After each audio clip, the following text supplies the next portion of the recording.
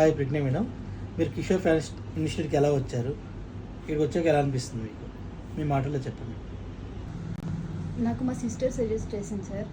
నార్మల్గా నాకు ఏ ఇన్స్టిట్యూట్ని నేను సెర్చ్ చేయలేదు, నేర్చుకోవాలని అనుకున్నాను. వెంటనే మా సిస్టర్ చెప్పారు, ఇక్కడ చాలామంది వచ్చి నేర్చుకుంటున్నారు, ఇక్కడ నేర్చుకొని చూడక్క అని అన్నారు.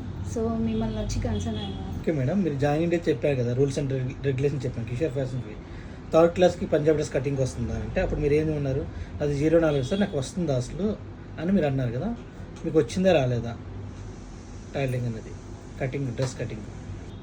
ఫస్ట్ డే మీ దగ్గర కలిసినప్పుడు నాకు అనిపించింది, అసలు నేను చేయగలనా, అసలు నేను ఇంత ఈజీగా నేర్చుకోగలనా అని డౌట్ వచ్చింది.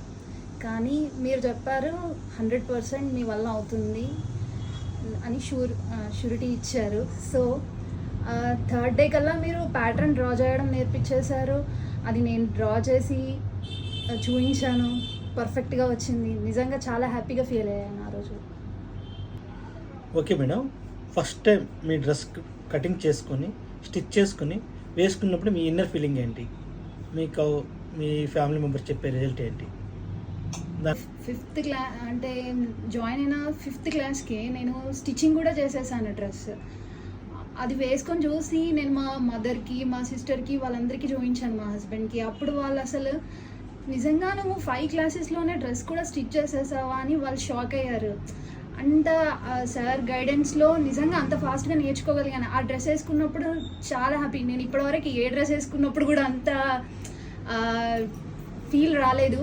స్టిచ్ చేసుకొని వేసుకున్నప్పుడు చాలా హ్యాపీగా ఫీల్ అయ్యాను.